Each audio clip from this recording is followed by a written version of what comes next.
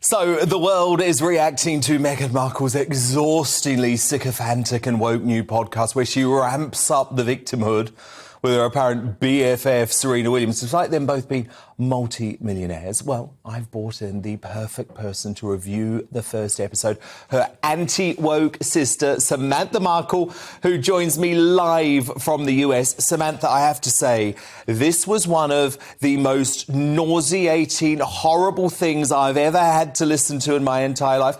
Obviously, though, you are a Markle. So did you love it? What is your review, Samantha Markle?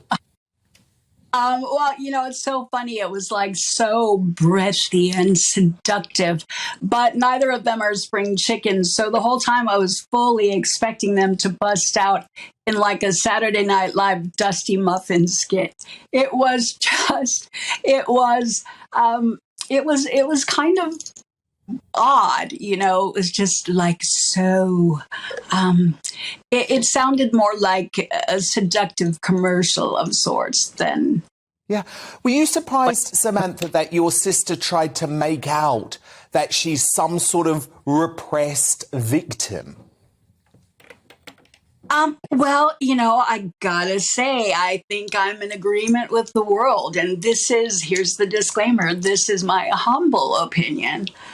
You know, it's rather lofty to suggest the ability to align with, you know, issues of womanhood and suffering, you know, on the grounds that, and she did bring up the fact that, you know, she went to Immaculate Heart and that they were empowered at Immaculate Heart by the nuns to be independent women. But wait a minute, who paid for Immaculate Heart? That was all my dad. So let's face it, we're not raised in a vacuum. You know, there are others who help us along the way, who support us, who love us, who bring us up, and who pay for everything that gives us that platform, which was our fathers. So we have to include the men when we are self-glorifying. You know, there's got to be some acknowledgement there. Very true. Well, Yeah. look, Samantha, I want to play you some key clips from the podcast and I'll get you to review as we go. So during the chat with Serena, she appeared to suggest that ambition, a term frequently used by her critics, is somehow sexist. Watch. This message to me and my classmates was clear. Our futures as young women were limitless. Ambition? Well, that was the whole point. So I don't ever remember personally feeling the negative connotation behind the word ambitious until I started dating my now husband. And apparently ambition is a terrible, terrible thing. For a woman, that is, according to some. So since I felt the negativity behind it, it's really hard to unfeel it. I can't unsee it either in the millions of girls and women who make themselves smaller, so much smaller on a regular basis. The misconception that if you're an ambitious woman, you have an agenda. You must be calculating, or you're selfish or aggressive or a climber. So, Samantha, she seems to be trying to rewrite some of what she would say are misconceptions about her. Your take? In my personal opinion, that feels like quite a bit of projection on the grounds that I think for most women are raised to be ambitious and to, you know, to climb the ladder. But I think there's been a lot of public scrutiny around how some go about climbing the ladder and about how some obtain that. And, you know, as I mentioned about my father, we don't live in a vacuum. And so for many women, including herself, in my opinion, you know, we have to be grateful to those who bring us up and who fuel our desires and ambitions. So, no, I don't feel that she ever felt that that was a negative thing. And I don't think it just began with marrying Harry. I think a lot of the controversy surrounding that had more to do with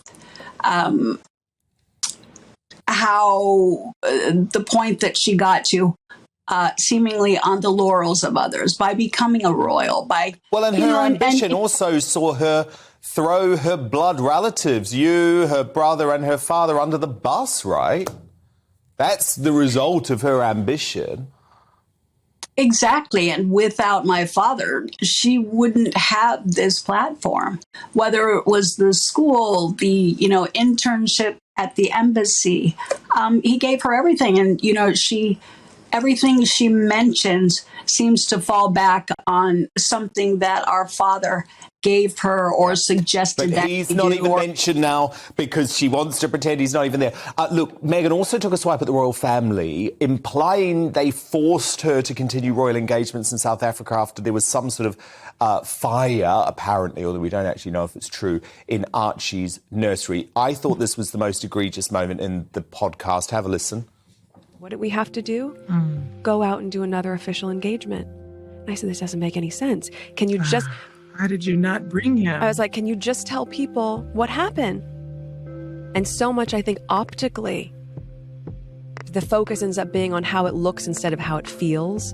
And part of the humanizing and the breaking through of these labels and these archetypes and these boxes that we're put into is having some understanding on the human moments behind the scenes that people might not have any awareness of, and to give each other a break. Because we did. We had to leave our baby. And even though we were being moved into another place afterwards, we still had to leave him and go and do another official engagement. I couldn't have done that. I was at well. But Samantha, she didn't have to do any of that, number one. She called the shots. Number two, there was no major fire. Archie was not in the room. Lots of people have near misses and have to go and do their job as a truck driver or working behind the checkout. I mean, to me, this felt like a deluded level of entitlement. Yeah, and oddly, I have to say, in several of the photographs I saw, Serena Williams seems to take her daughter with her everywhere she goes. And I've seen many jet setters who take their children with them. So I wasn't really sure what all of that we had to leave, the kids behind was all about. I didn't really believe it. But, and she did bring up a good point, though. She was talking about the archetypes, the boxes that we put ourselves in. Well, wait a minute. We got to go back to, when she mentioned this in the TIG and in a lot of her PR. Who told her about drawing your own box? That was Dad. Dad told her all about that and helped her to find herself and be stronger in that.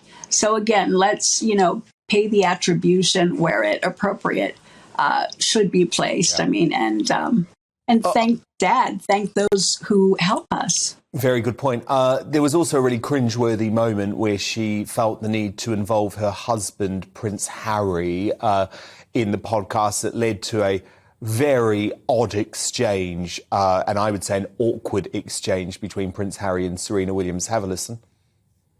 Hi. You want to come say hi? Yeah. Look, she just popped in. Hello. Hello. Hello. How you doing? Good. How are you? I like what you've done with your hair. That's a great vibe. Thank you. Good to see you as always. I miss you guys. Well, come and see us. I will. I'll make a plan. Have fun. Thanks, my love. Now, Samantha, I believe that you say that she has emasculated Prince Harry in some way. Well, what do you mean by that? And I've got to say again, this is my opinion. Harry seems to play second fiddle. Although, I think it didn't hurt to use the title and the royal marriage as a springboard. It certainly seems as though after the wedding was over, it feels as though Harry is in the shadow. Oh, let's let him pop in. That all seemed very staged. But why have him in at all if he's not being included? It just seemed very, dismissive, and I felt kind of insulting, rather than have him included, have them talk about what's important in their lives now. It was really just kind of a lot of, feminine chit chat and purring that seemed very... And do you want to know the thing that I found possibly most fascinating, Samantha, is that any time Serena Williams would tell a story of any form, Meghan's that sort of friend who has to come in, steal the thunder and say, I went through that, but what I went through was even worse. And there were times when she wouldn't even let Serena Williams utter more than 4 or 5 words at a time. It was all about her, me, Meghan. Yeah, you know, again, when we're talking about how we empower ourselves in our lives, we are human social creatures. We interact, we give and take, and we bring each other up, we grow together. So I think, you know, in my opinion, she's missing the point. You know, the accolades belong to Dad, her parents, her friends, family, those who love and support her and who brought her up to where she is. It's not, we don't live in a me world. I'm No, sure indeed. there's an island somewhere that you could stick a sign in the sand that says me, but I don't think it really flies. Well, I'd in the like to real go to that world. island if it meant I never had to listen to another episode of her podcast. I found it sycophantically exhausting. But Samantha Markle, of course, you're our star reviewer tonight. So how many stars do you give the podcast Archetype by your sister Meghan Markle? Oh, that's not a fair question. Ding, ding, ding, ding. I give it 2.5 stars. You're generous. You're more generous than me. I was 1 all the way.